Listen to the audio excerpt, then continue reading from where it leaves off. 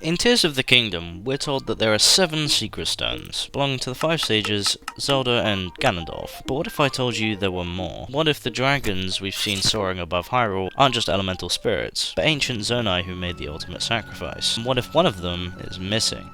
The secret stones are ancient Zonai artifacts that amplify the wielder's powers, which is why Ganondorf took such an interest in them. We later learn from Minoru, and later examples being Zelda and Ganondorf, that when consumed, the secret stones turn you into an immortal dragon. And in Tears of the Kingdom, we see a grand total of 5 dragons: Zelda, Ganondorf, Dinral, Naedra, and Farosh. While little is known about the 3 dragons that have roamed the world in Breath of the Wild and Tears of the Kingdom, I think it's quite likely that they all too once had secret stones, meaning that initially there were 10 secret stones in total. But this sparks a few other questions to me. Who were these 3 dragons? Did Rauru know them personally? Was there another? And why did they have to eat the secret stones? The 3 dragons in these 2 games are, again, very unknown, and not a lot is said about them, but looking at their appearance, it looks like they could have been Zonai. I saw a video not too long ago that talks about it by the creator Jetto6. When Zelda is the light dragon, her ears are more pointed and slicked back.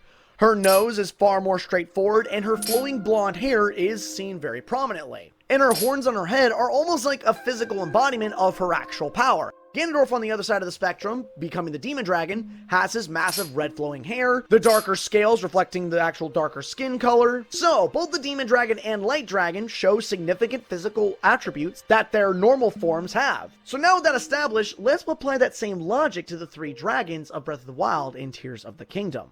First, let's focus on the actual muzzle of the dragons. All 3 of them are more smooth and rounded, almost like they have a bit of an overbite. Now sadly, the only characters we can use as a comparison benchmark is Rauru and Minoru, as they are the only Zonais in-game. And to make matters worse, Rauru and Minoru are actually related, so there's no genuine way to know if all Zonai look the way that Rauru and Minoru do. But for the sake of argument, let's just say that Minoru and Rauru are pretty much the standard look and style for all Zonai. If that's the case, then right off the bat, the actual muzzle for the dragons makes sense. Zonai have more frontal curved muzzles and faces, and they all have that whole overbite that the dragons do as well. Okay, so the muzzles check out, they seem to match. Let's move on to the ears. One of the most obvious and prominent features of Zonai are their ears, how massive and flappy they are. And the dragons have that in spades. And another interesting to point out is that the ears are more similar to Rauru's than they are of Minoru's. The dragons themselves all have ears more similar to Rauru, which could imply that the dragons are actually males and not females.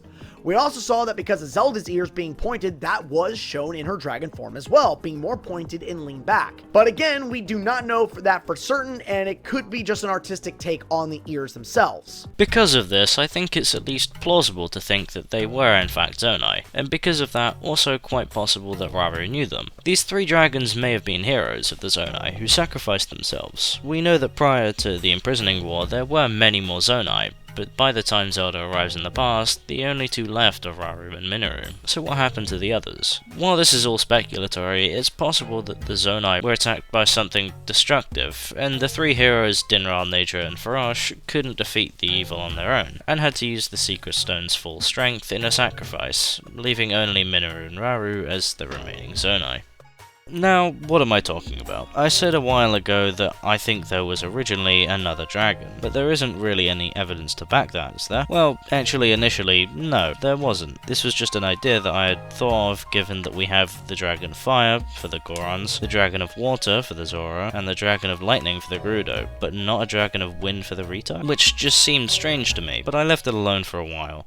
Until eventually, whilst replaying the game, I came across the 6 Dragons quest. The statues of the dragon heads sit on a secluded island in the Typhlo ruins. Now I expect you're wondering, 6? I thought you said 4. How many are we going to keep adding? Well, I believe they represent each of the dragons I've mentioned. Dinral, Naedra, Farosh, the Light Dragon, the Demon Dragon, and one more, the mysterious Wind Dragon. These statues aren't just decorative. I think they're arranged with intention, each facing a different direction, and each carved with distinct features. 3 of them resemble the elemental dragons we've known since Breath of the Wild, sitting side by side in a kind of silent unity. Their heads are upright, proud, and untouched, perhaps symbolizing their continued continued existence. Then there's the fourth statue, slightly slanted, which I believe to be the Light Dragon, since she returns to human again, slipping away from the immortality of the dragons. The fifth statue is twisted, specifically in the direction of the head that I believe to be the Light Dragon, symbolizing Ganondorf's demon dragon, due to the fact that it's looking at the Light Dragon head. And finally, the sixth statue. This is also twisted, like the one I believe to be Ganondorf, which strangely enough is looking away from the other three, like it doesn't belong. I think this represents the Wind Dragon, the one who's missing from the game, but hinted at through the lack of a fourth elemental dragon for the four elements. I think the reason that two of the heads are twisted, and two of the dragons die, feels deliberate, and I think strongly gives evidence to my theory that the statues represent the dragons. The fact that 6 are shown but we only see 5 in the game does make it seem to me that there has to be another. It just seems too deliberate. Why this dragon head is looking away from the other 3 is up to interpretation. It could be that he was arrogant, like Rivali would be in future, and rejected the other 3, believing he could do everything without help, and ended up getting himself killed. Or the other 3 rejected him and left him on his own, ending in his demise, or maybe he did something the other 3 didn't like and they had a fight. There isn't really any way of knowing that, but I do think it's likely that there used to be a Wind Dragon, and subsequently another Secret Stone. I wanted to solidify this theory, so I tried to find any mention of the number 11, but to no avail. The only thing that I could find was Zelda's tears. Initially she cries 11 tears, and it's only once all of those tears are collected does she cry the 12th. But then again, that seems a stretch. There is one more piece of evidence that there may have been a Wind Dragon, but it's really speculative. All dragons create an updraft, except for the Demon Dragon.